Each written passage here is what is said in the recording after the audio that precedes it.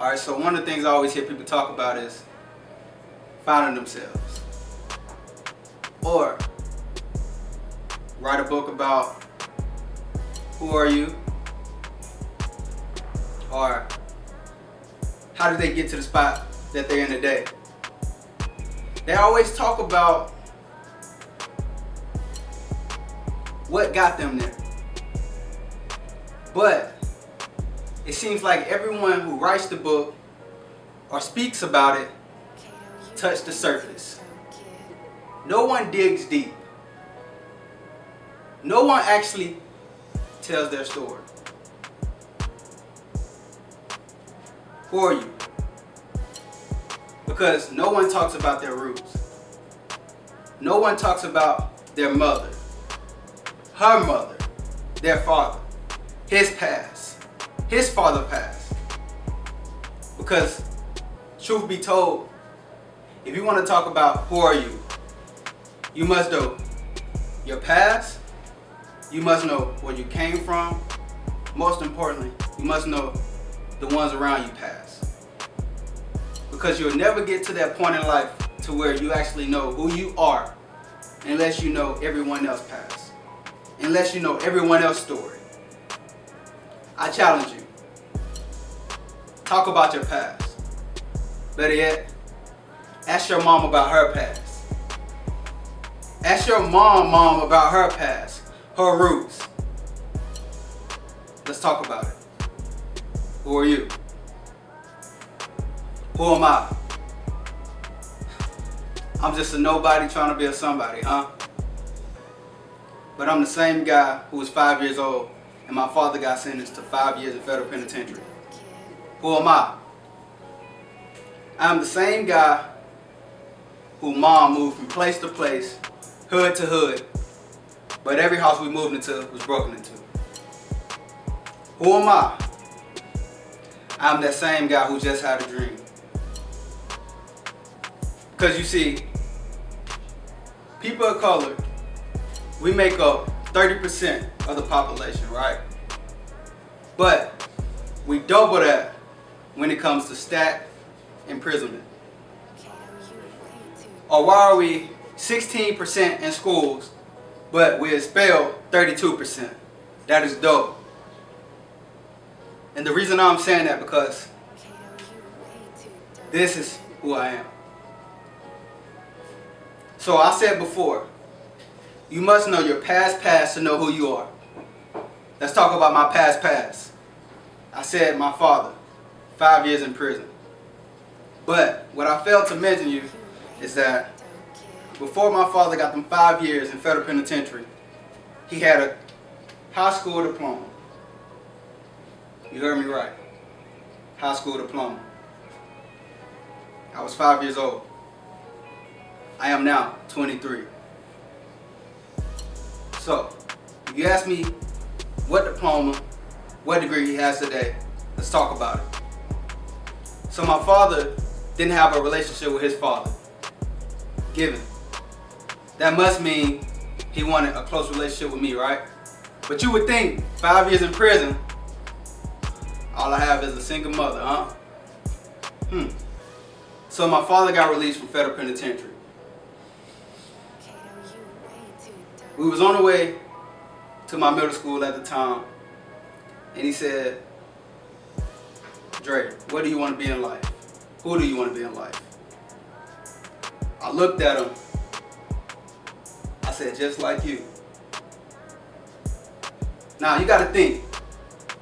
At that time, I could have said anything, but I would say I wasn't old enough to understand his past. And coming from the spot I came from, you wanted to be just like your OG. Am I correct? So I said just like him. He said, "I want you to be better than me." Have someone ever told you they want you to be better than them? Because if they didn't, to be honest, they did not care about you.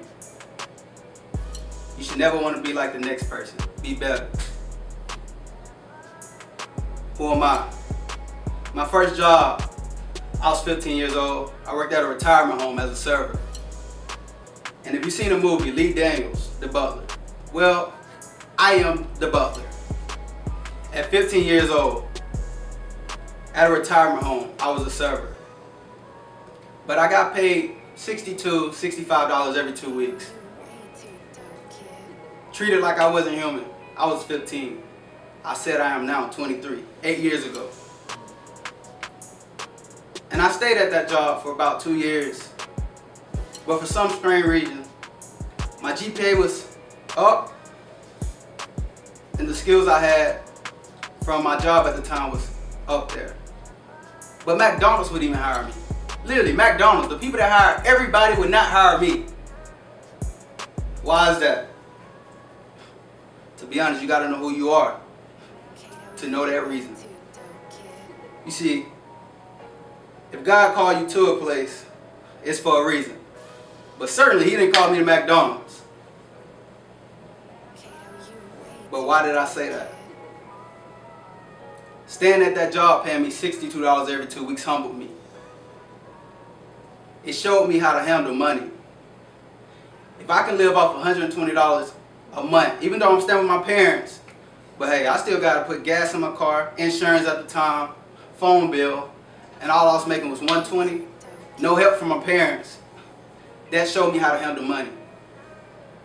Who am I? Before I came to college, I applied for the scholarship, right? And I was told to write a paper. If I'm not mistaken, it was 3 pages. Right about a time where life, I guess you could say challenged, humbled you. Guess what I talked about? Me being Lee Daniels the butler, I titled it Lee Daniels the Butler. But guess who won that scholarship? The new Lee Daniels the Butler. So after you finish this, do one favor. Search high school diploma versus a college degree. And I say that because depending on your area in life, your area that you are in right now, as far as destination, you may feel as, hey, all I gotta do is graduate high school, get this trade, I'm good. And that is all fine. But when you recognize who you are, is a certain aspect of life change. And I mention that because in 2015, I did that search, right? And there's a big difference, like I said, depending on your area. And I said, you know what?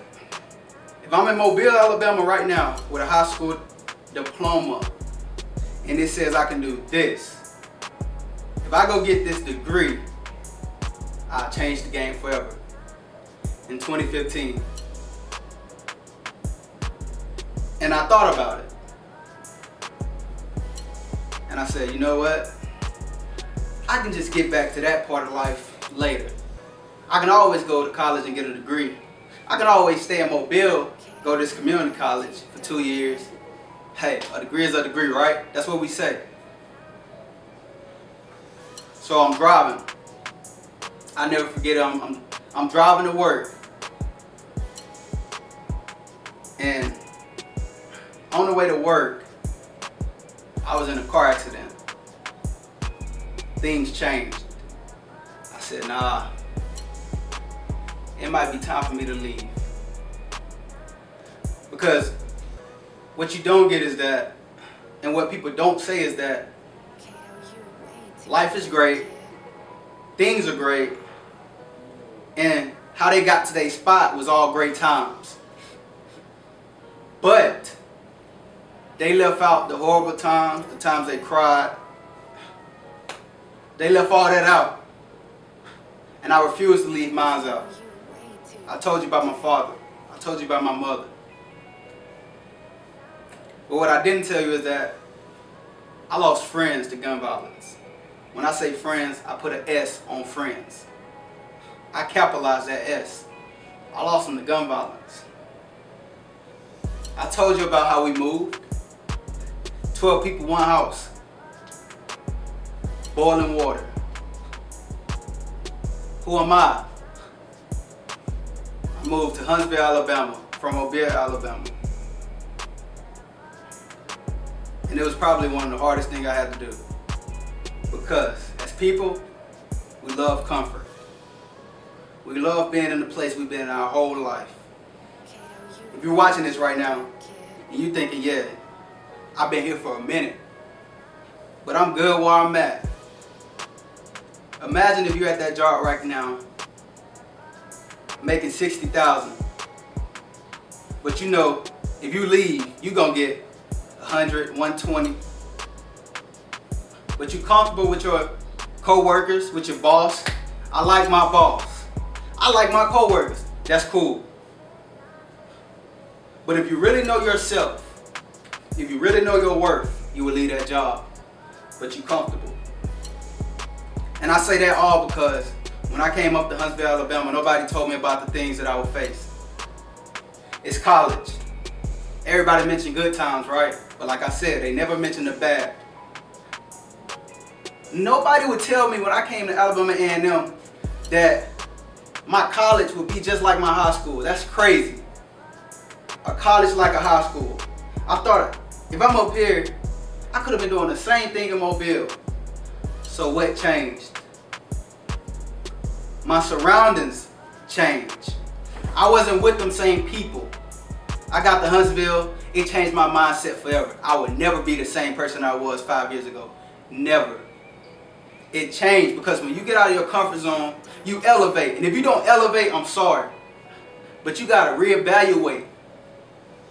You either gonna move up, stay at that same spot, or you guaranteed to go down. If you go down, you will never come back up. That's how life works. Elevate or reevaluate. Change your circle. Change your friends.